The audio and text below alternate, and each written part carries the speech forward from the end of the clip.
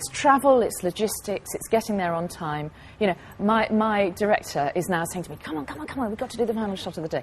We've got to get on. It's great. It's fine, yeah. It's very clever.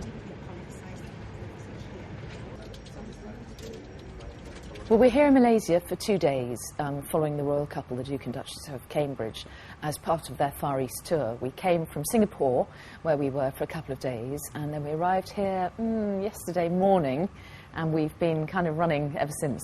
It's been incredibly busy. And we came here to the Star to get a sort of journalistic view on what local media think about the royal couple and their attitude to the tour and what they think it means to Malaysia.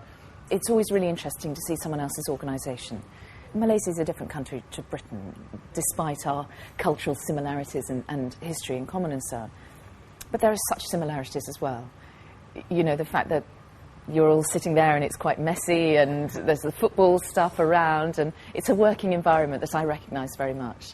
And also the multimedia aspect of what you do I think is very interesting too. You know, we at ITN, which is independent television news where I work, the social media is increasingly a part of what we do, and we now have, of course, a whole division that does that.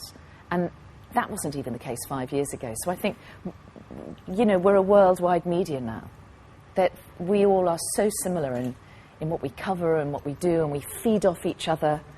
You know, 10 years ago, what happened in Malaysia would have been foreign. Yep. Now it's a click of a button away.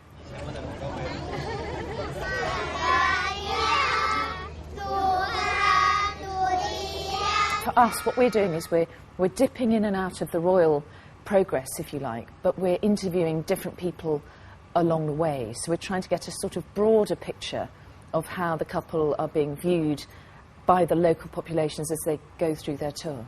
I think with a tour of any VIP, be they a politician or a royal, whatever, there is very strict rules on what you can do and what you can't do, and you have to very much adhere to the security regulations in every country you go to. You have your designated positions as media, you know how that works. You are always trying as a journalist to do something a little bit beyond that because you want to beat the guy next to you. And certainly as a documentary, as I said, we're taking a step back and trying to observe. So in a way we don't always want to be just within the press pen doing as we're told, but equally you have to be aware of the security implications of doing things, so you have to be very careful. You know, I think it's so difficult to compare the William and Kate era with the Diana era, and I was thinking when I was watching the crowds today, everybody had a mobile phone and everyone was filming or snapping with it.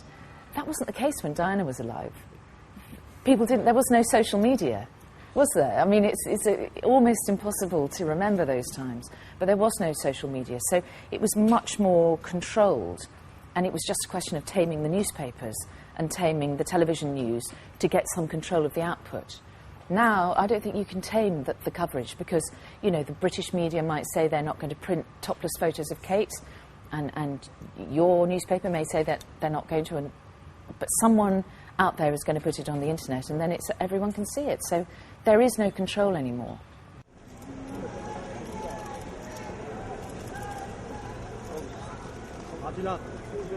Is it more than just the glamour and the celebrity?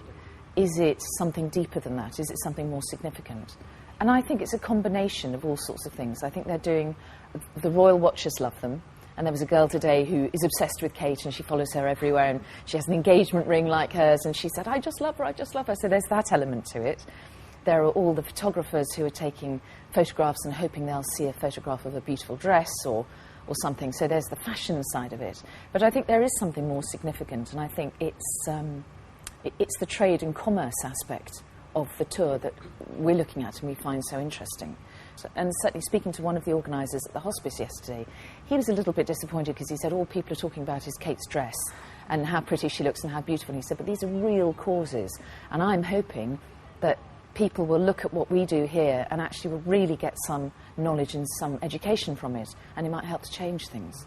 And it's really interesting watching how the local people view the royal couple. In Singapore they were very polite and they stood back a little bit, and in KL, and particularly in Central Park this morning, they were absolute, there was real hysteria. I've never seen anything like it. No, actually when I went to Canada last year, I saw real royal mania in action. That was extraordinary, but this has been so far quite polite. we've met lovely people. Everyone's been so kind. Everyone's been so interested, and it's good. It makes me want to come back to KL because it's my first time here.